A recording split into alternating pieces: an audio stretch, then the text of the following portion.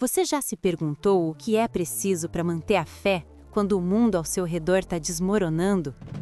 Não estou falando de um dia ruim ou de uma dificuldade passageira. Eu estou falando de um colapso total. Imagine acordar todos os dias em um mundo onde a moeda não vale mais nada, onde o governo é uma porta giratória de tiranos e assassinos, onde as fronteiras estão sendo invadidas, a fome é uma realidade constante e, para piorar tudo, uma doença misteriosa e terrível começa a varrer cidades inteiras, matando milhares de pessoas por dia. Uma doença tão assustadora que as pessoas abandonam seus próprios filhos, pais e esposas nas ruas, apenas para morrerem sozinhos. Este não é o roteiro de um filme apocalíptico. Esta foi a realidade do Império Romano, em meados do terceiro século. E no meio desse caos, um pequeno grupo, odiado e perseguido, tomou uma decisão que não apenas selou o seu destino, mas mudou o curso da história ocidental para sempre. Eles eram os cristãos. E a resposta deles a essa crise nos ensina até hoje a lição mais poderosa sobre coragem, compaixão e o verdadeiro significado da fé.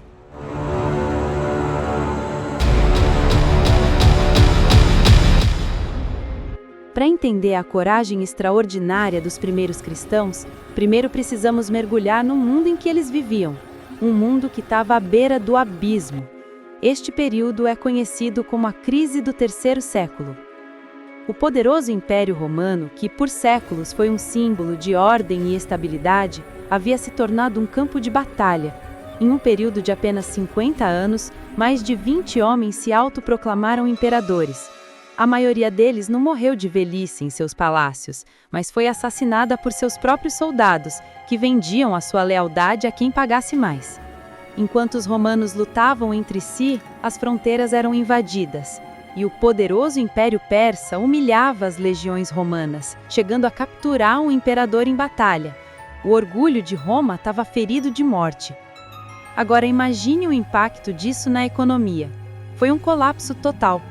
Para pagar os exércitos e as guerras sem fim, os imperadores começaram a falsificar o próprio dinheiro. O resultado? Uma inflação galopante. Os preços explodiram. O pão de hoje custava o dobro de ontem. O comércio, que era a alma do império, parou. As estradas não eram seguras, os mares estavam infestados de piratas e, para piorar, o governo cobrava impostos cada vez mais altos, muitas vezes em grãos e gado, levando os agricultores à ruína e ao abandono de suas terras. A fome se tornou uma companheira constante em muitas províncias. E, finalmente, o cenário moral e social. O que acontece com as pessoas quando a confiança desaparece? A fides, a palavra latina para fé, confiança, lealdade, era a base da sociedade romana. Mas agora, a traição era a norma. Ninguém confiava no governo, na moeda e, muitas vezes, nem nos próprios vizinhos. A religião tradicional, com os seus deuses que deveriam proteger Roma, parecia ter falhado. As pessoas se perguntavam: onde estão os deuses em meio a tanto sofrimento? Um sentimento de desespero e abandono tomou conta da população. O medo era o sentimento dominante. A regra era: cada um por si. Foi neste mundo fraturado, faminto e apavorado que a praga chegou. Foi nesse império já de joelhos que um novo terror, invisível e implacável, começou a se espalhar. Um inimigo que não podia ser combatido com espadas ou escudos. A história a chamaria de Peste de Cipriano.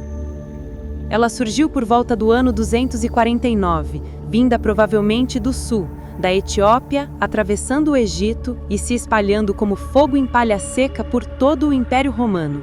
Ela não era uma doença comum, era uma ceifadora de vidas em uma escala nunca antes vista. Sabemos sobre os seus horrores principalmente através dos escritos de um homem, Tácio Cecílio Cipriano, o bispo da cidade de Cartago. Ele não era um médico, mas um pastor que viu o sofrimento do seu povo em primeira mão e o descreveu em seus sermões e cartas. É por causa do seu corajoso testemunho que a praga hoje leva o seu nome. Mas que doença era essa? Embora não tenhamos a tecnologia de hoje para um diagnóstico preciso, os historiadores, baseados nas descrições de Cipriano, acreditam que foi um surto devastador de varíola ou sarampo. Os sintomas que ele descreveu são aterrorizantes.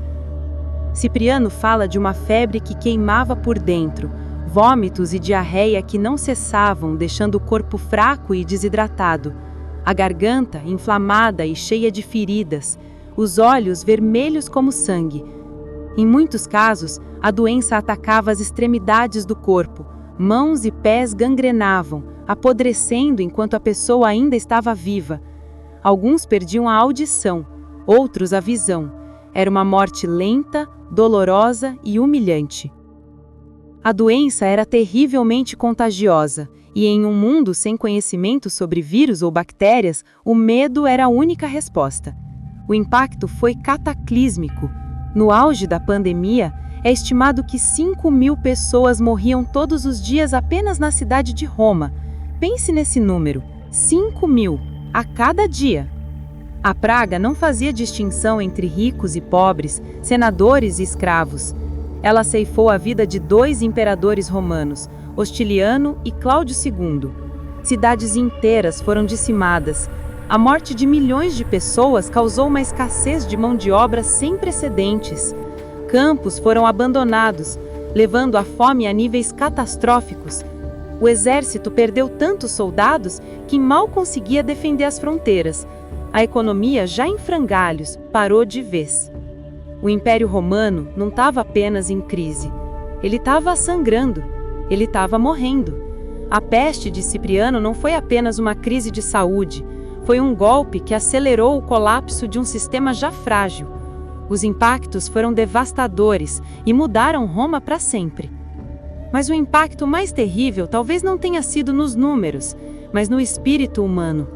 A reação da maioria da população pagã foi de pânico absoluto. O medo do contágio destruiu os laços mais sagrados. Filhos abandonavam seus pais idosos. Pais deixavam seus filhos doentes para morrerem.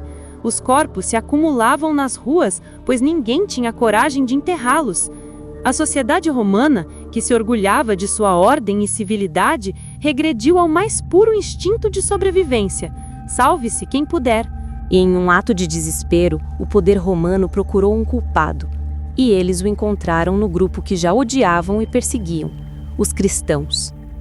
Líderes como o imperador Décio culparam os cristãos pela praga, acusando-os de terem provocado a ira dos deuses por se recusarem a participar dos sacrifícios pagãos. A perseguição, que já era cruel, se intensificou. Ser cristão em meio à pandemia não era apenas arriscar a vida pela doença, mas também pela espada do carrasco. E é aqui, neste ponto mais sombrio da história, que a narrativa muda completamente.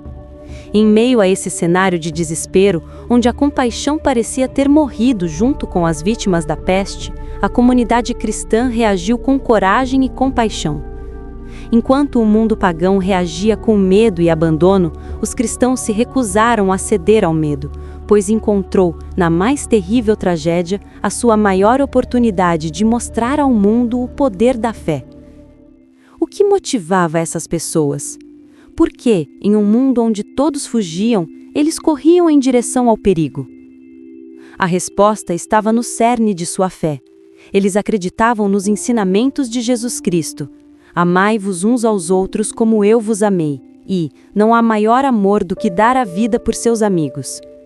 Para eles, a crise não era o fim do mundo, mas uma oportunidade de viver o Evangelho de forma radical.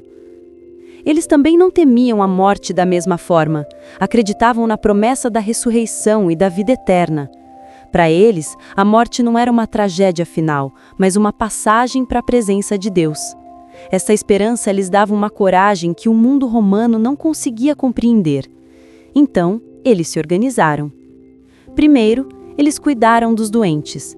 Relatos de bispos da época, como Dionísio de Alexandria, contam como os cristãos iam para as ruas e para as casas abandonadas. Eles recolhiam os enfermos, limpavam suas feridas, davam-lhes água e comida. E o mais chocante para a sociedade da época, eles não cuidavam apenas dos irmãos na fé. Eles cuidavam também dos pagãos, daqueles que dias antes os estavam perseguindo. Segundo, eles alimentaram os famintos. Com a economia em colapso, a fome era generalizada.